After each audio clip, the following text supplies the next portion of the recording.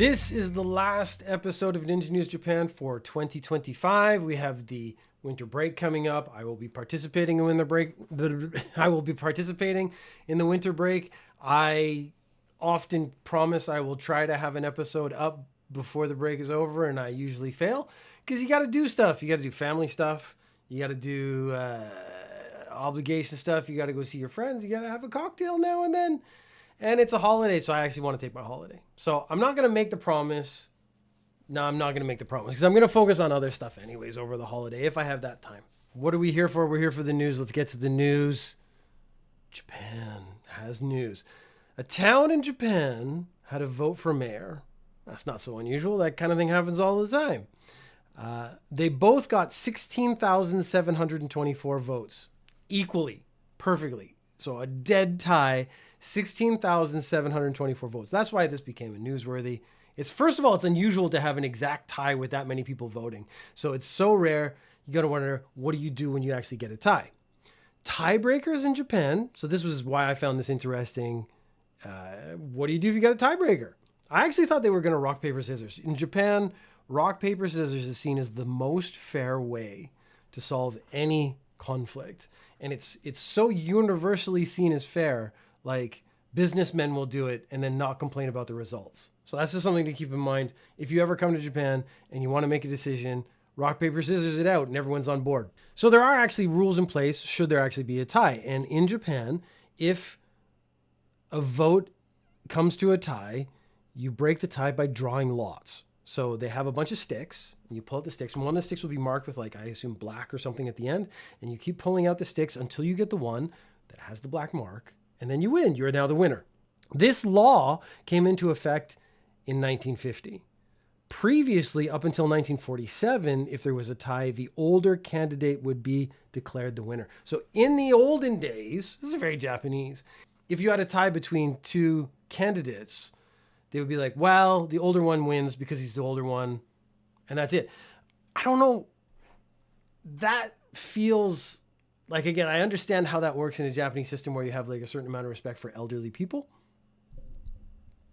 But I personally feel like the element of chance actually makes it feel more fair. So again, rock, paper, scissors, drawing lots. I actually think this is not the worst way to make this kind of decision. Some video game news. Ketsu Battler. Ketsu may say that a little clear. Ketsu Battler will be getting an official esports tournament in 2026, the first ever BUT esports tournament. So what is Ketsu Battler? It would translate into sort of like BUT Battler. It's a Nintendo Switch game, and you take the Joy-Con and you put the Joy-Con down the back of your pants. So, I mean, technically you're supposed to be holding it with your butt cheeks. It's supposed to go in your butt crack, and you're supposed to be holding it with your butt cheeks, and then you move different ways, and in the different ways you move, that translates to the different motions on the screen. The character on the screen will be holding a weapon, and that's how you wield the weapon. They are also holding the weapon in their butt. So this is a joke game. There's actually been several butt-based joke games in Japan in the past, but this one has gotten big enough that it's now going to have an official esports tournament. So you're going to have people like twerking as hard as they can with Joy-Cons on their butts, up their butts, in their butts. It's not up their butt, it's in their butt. This is a 2024 Nintendo Switch game. There will be 128 players, and it will be single elimination until you get sort of like the end rounds. Then it's going to be the best of 3, and then for the top 4 players, it's going to be the best out of 5. This is a very serious esports tournament. One of the other games that came to mind, I actually wasn't able to hunt it down. I think it was only in Tokyo, but there was a game where it was like an arcade game, and there was a big butt in the arcade game. And jam your fingers in as hard as you can. So you know those things where you punch the punching bag and it measures how many you punch? The game was to stick your fingers as hard into the butt as possible. And that was a video game in Japan. They've also had another one I wanted to try to find and play, but I was never able to. There's one where it had like a table, like an actual physical table that you flipped over and it would measure the force of your flip. And that was part of the video game. In other video game news, in Japan, a 92-year-old was declared the Japanese Senior Tekken Tournament champion. This is the 12th tour of the Senior Citizen esports tournaments. It started out using like really shit games like Shogi and Othello and other games, you think like, oh, old people like those kind of games. But then they started introducing like more modern games like Tekken. And they found like, there's some old people who really like to play Tekken. And this is a great way for older people to sort of find a community and do stuff. The oldest person in the tournament was 95, but couldn't overcome the spry youthfulness of a 92-year-old.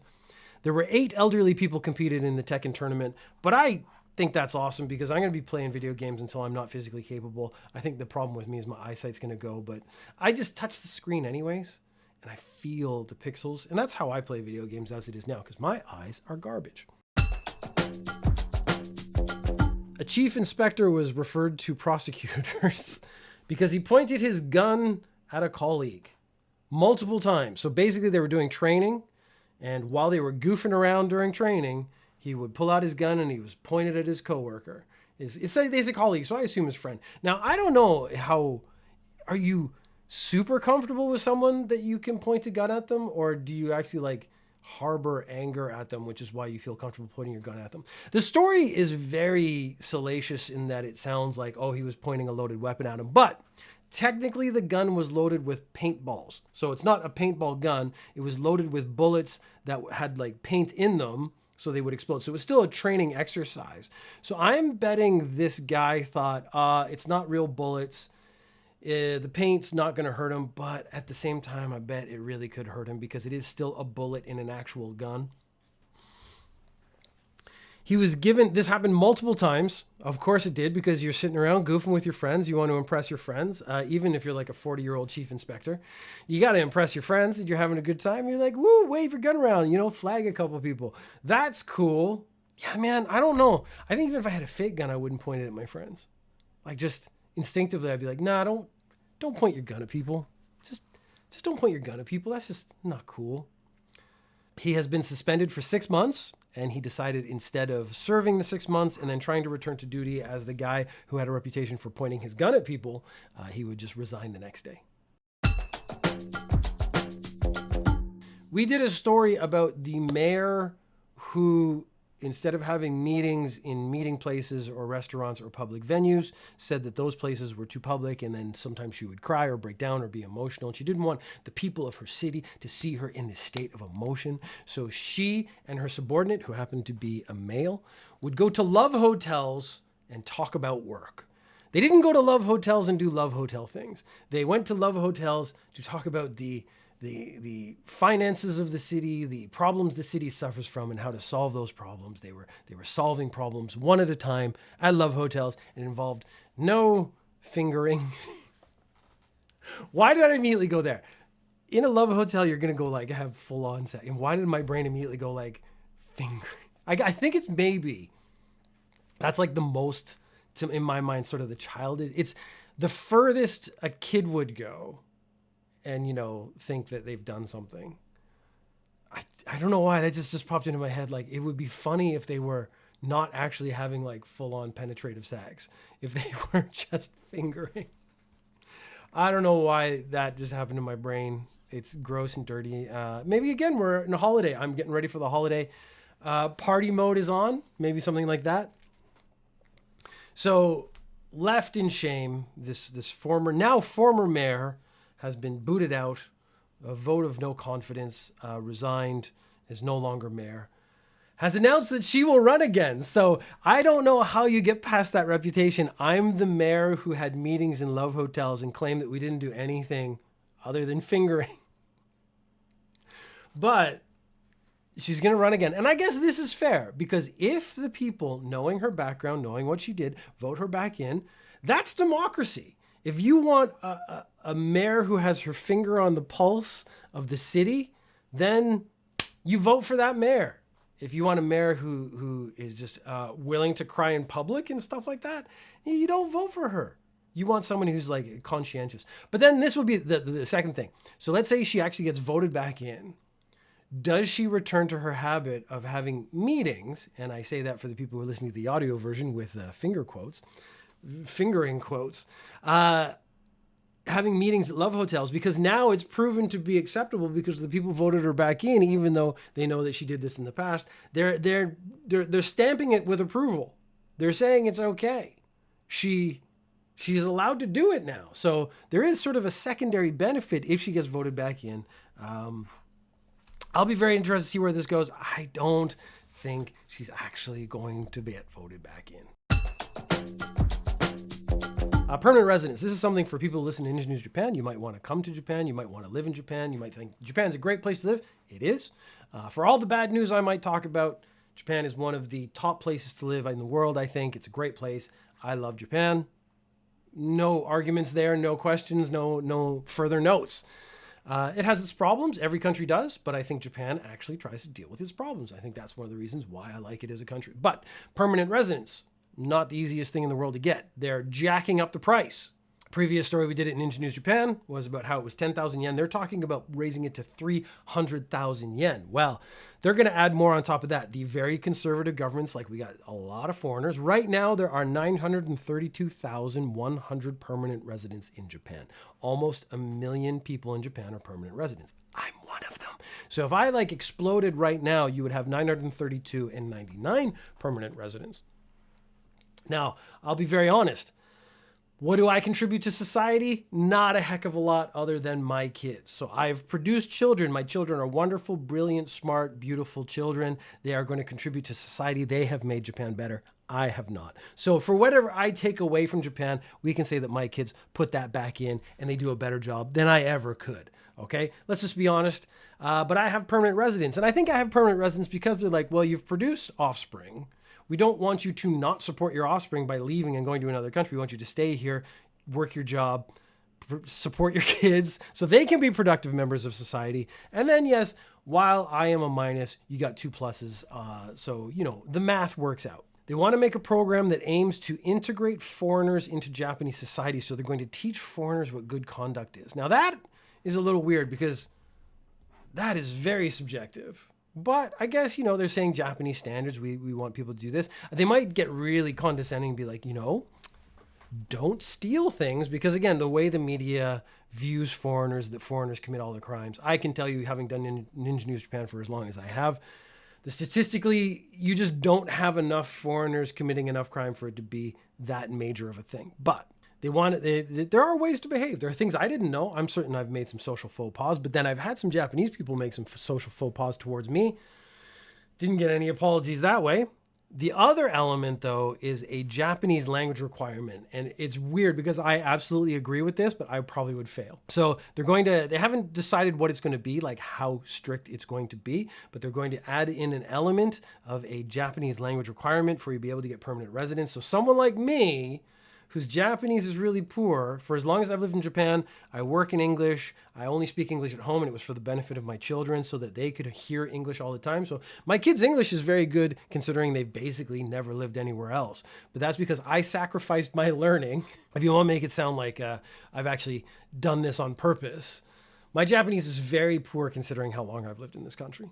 But I get along day to day. So if they make that the requirement, yeah, no problem. But if they make it like you have to have a fairly long, in-depth conversation or be able to describe things, I'd be in a lot of trouble. I could describe judo moves. I mean, I could actually do that really well. I could explain how to break someone's arm in Japanese. What else could I do? I don't want to make too many statements because I'm worried someone's going to come back and be like, well, then do it. And then I'd have to actually do it and I might mess it up. So let's just say that I'm functional, but illiterate, which is really bad combination. But I also don't have time to study. I make this.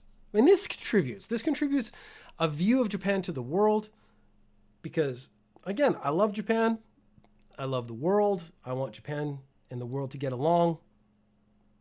It's going to be 2 stories from now. We're actually going to talk about how that's not really working out.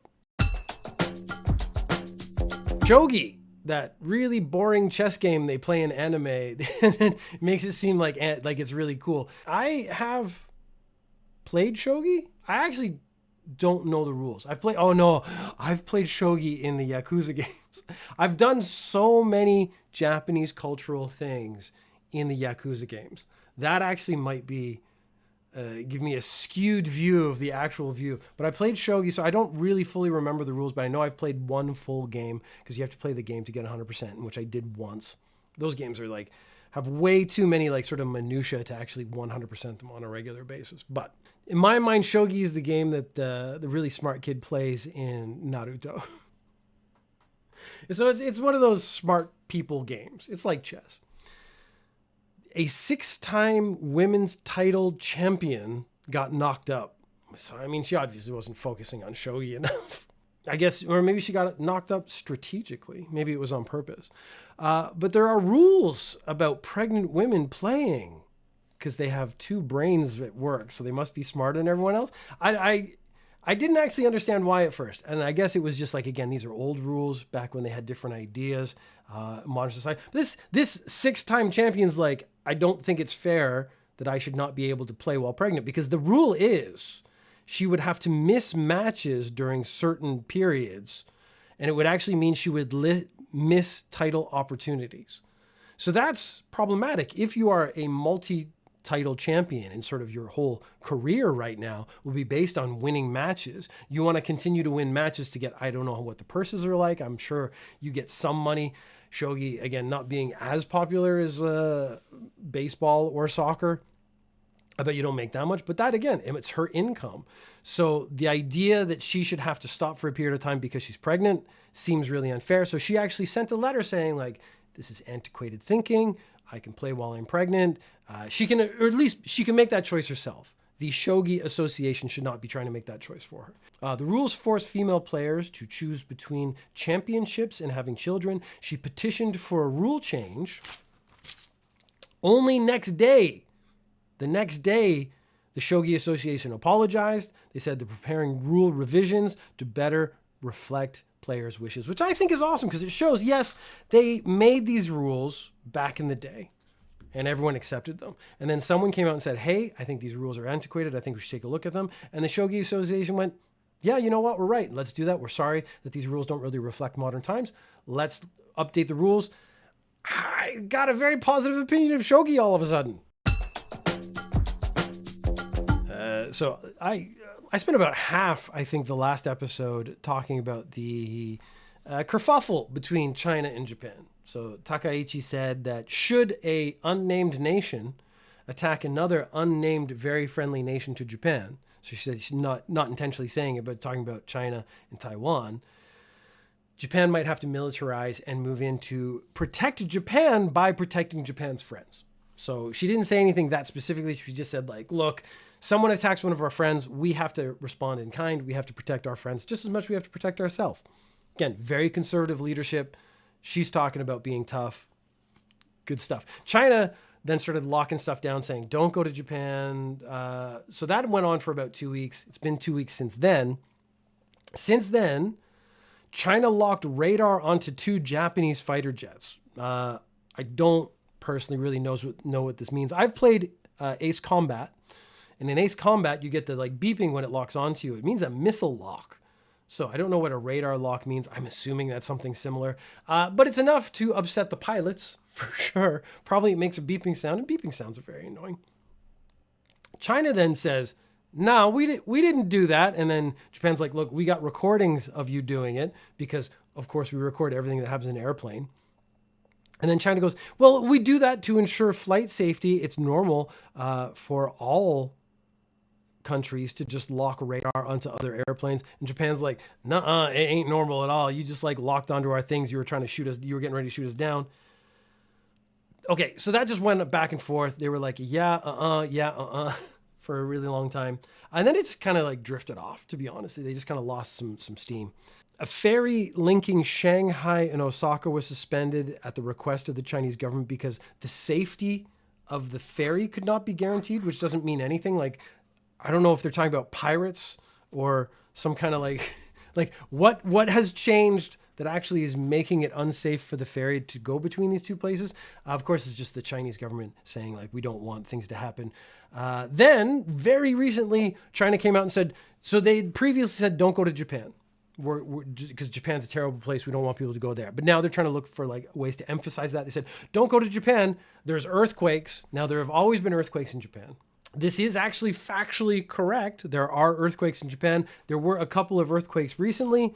So they were using that as a further excuse to try to get Chinese people to not go to Japan. Visitor arrivals, this is actually the more important part. Visitor arrivals in Japan grew by 10.4% in November compared to 2024. So the 2025 November compared to last year November, because we don't have the full numbers for December, it was an increase of 10.4%, despite the fact that visitors from China were down 3%. Now that's with all this stuff going on. The only actual impact it has was a decrease of Chinese visitors by 3%, which is not very much. 37.5% growth year to year since November. So from the beginning of the year to November, from 2024 to 2025, a 37% increase in growth. And 25% of those visitors are Chinese. Now, the whole kerfuffle, shenabble, whatever you want to call it, is only from the beginning of basically last month. So sort of the beginning of November. Might have more of an impact in December, maybe going forward, we'll see. But it seems like there's enough tourism coming into Japan that the loss of 3, 5, 10% of Chinese visitors actually wouldn't impact Japan very much. That would actually just mean there's more other tourists from other places. It was the Prime Minister of Malaysia actually said, look, man, if people from China don't come to Japan, other people are going to come to Japan. Don't worry about it. And that actually turns out to be maybe true. Takaichi came in just a couple days ago, and she's like, hey, Japan wants to have constructive ties with China. So after all this, China's the whole time going like, you have to retract what you said. You have to retract what you said. You have to retract what you said. She held her ground. So again, I don't know if I necessarily agree with her saying that out loud, because it just caused trouble. Like, even though I might agree with her fundamentally, I think if someone attacks your friends, you do have to like stand by your friends and defend your friends. But saying it out loud sometimes doesn't have a benefit. You might actually want to wait till that happens. She would not retract her statement. So I think if you say something, standing by it is actually an admirable trait. Even if I disagree with what you said, the fact that she stands by what she said, I have a certain amount of respect for that behavior alone. Takaichi then comes out and says, hey man, I maybe said what I said, but I still want to have a constructive ties with China. It hasn't really placated the situation, but it seems to have calmed it down a little bit. So I'm like, is that really all it takes? Is just saying like, hey man, we do want to work with you. We want to spend money with you. You want you to spend money with us.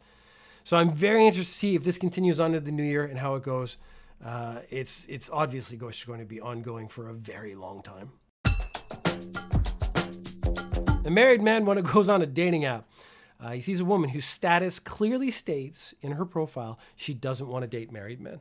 Now, if I am a married man, but let's say I was going to play around and I went on a dating app and it said, I do not want to date married men, I wouldn't click that profile. I wouldn't try to match with that person, because I know once they found out, they'd be angry at me and it would like less opportunities. If you're going to have opportunities, you want those opportunities to last. I want to have like foment a positive relationship. I guess that's not really the right way of thinking anyways, if you're in this guy's situation. This guy has the opposite thing. He's like, she says she doesn't want to date a married man. I'm going to date that lady. From June to October in 2023, they date. So they actually date for a few months. And then the guy's wife finds out, so he ghosts the woman. And then she is like, well, why did that guy ghost me? So I want to find out. And she can't find anything about him. She didn't have enough information about him. She hires a PI to go find the guy. And then when she finds the guy, she finds out he's married, even though she said she doesn't want to date married men. Now in Japan, there's a thing called the right to chastity. And this name doesn't really reflect what the law is all about. It's basically you have to be fairly honest or straightforward in your situation or your purpose when you are forming a relationship. So when she said, I don't want to date married men, and he said, I'm not married, and then she finds out she is married, that's lying. That's dating under sort of false pretenses. That's actually what this law is all about, the right to chastity.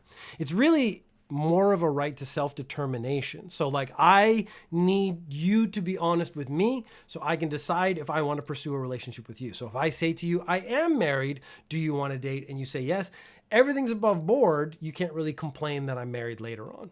And you have all the information to make a determination, to make a decision. If I say something else, if I say I'm not married and then we start dating, I've lied to you, and that's the problem. But you need all the facts to be able to decide whether or not a relationship is worth pursuing. The fact is he lied, and that's sort of a kind of fraud. So she sues him for 7.8 million yen. Now, I can tell you that's a very big number. It's like everything where you sue for a lot more money than you actually expect to get. So she's suing him for more money. There's no way she's actually going to get that much money, but she's kind of also trying to prove a point. Like, you don't go on dating sites as a married man and then try to date the women who literally come out and say, I don't want to date married men. The man tried to claim it was casual, but she says he lied to her to convince her to date him. She was awarded 1.1 million yen for the mental anguish in therapy and detective fees because she used a PI to find him after he ghosted her. So that's something I didn't know about Japan. I didn't know about the right to chastity. I didn't know about what was going on. I didn't know about this situation. It's a very interesting law that exists. So basically, if you come to Japan, you have to be above board and relatively honest when forming a relationship with another person, because if you don't, you can get sued. You can get in trouble.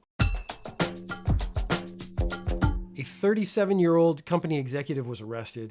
He was collecting his own saliva in a container. And I'm like, I don't know where your life has gone, where you've woken up in the morning and been like, I'm going to start collecting my saliva in a container. Like all these really weird stories, all these really weird things. There is a process that I'm very interested in. There's a process that gets you somewhere that makes me go, what happened?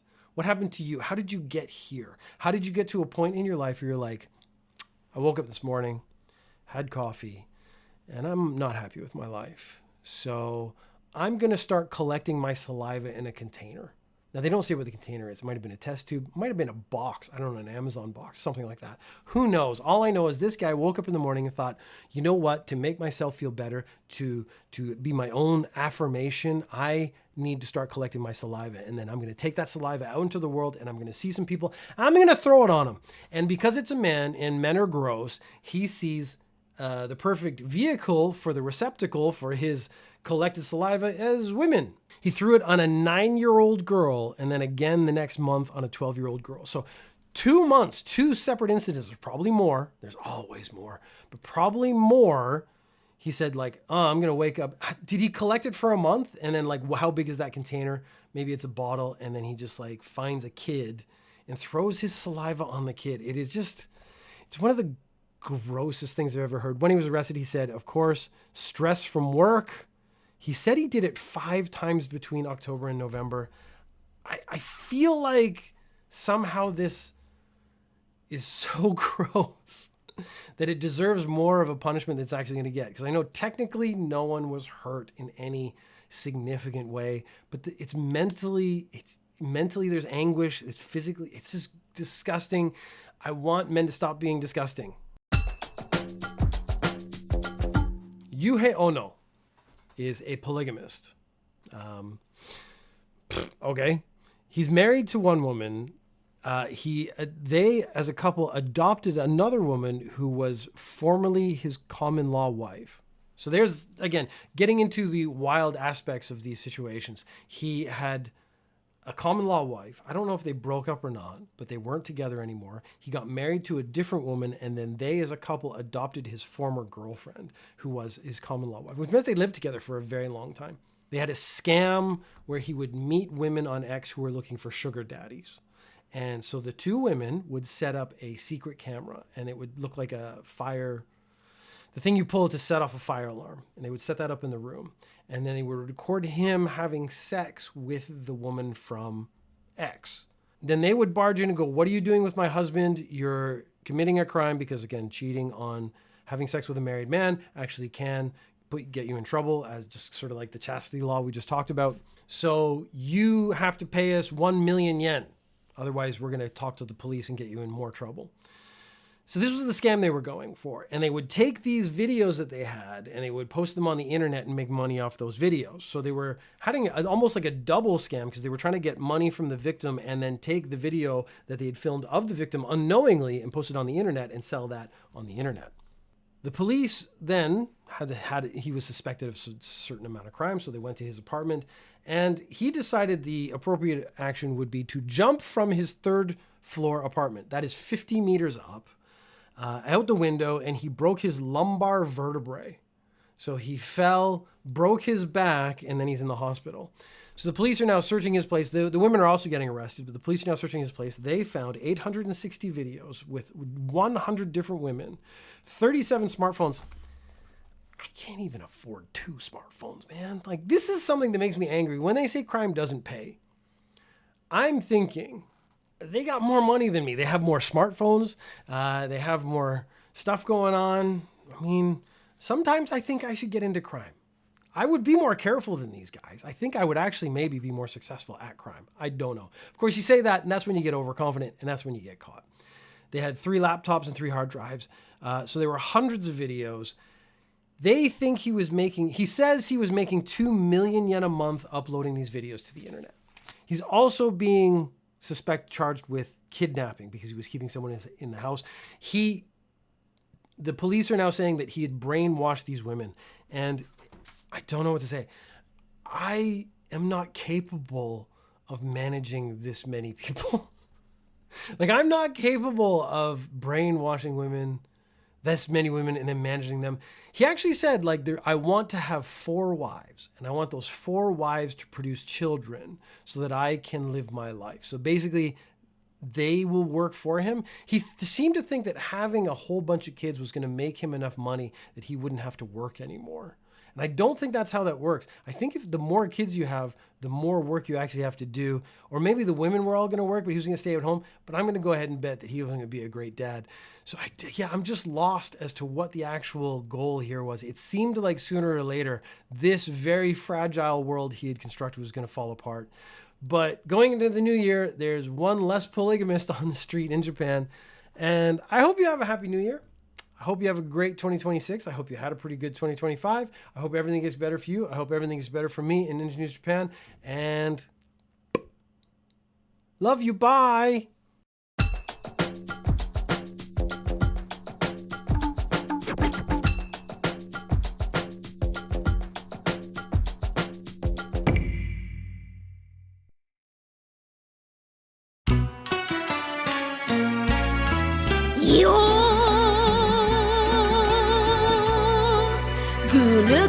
北海道日高乳業の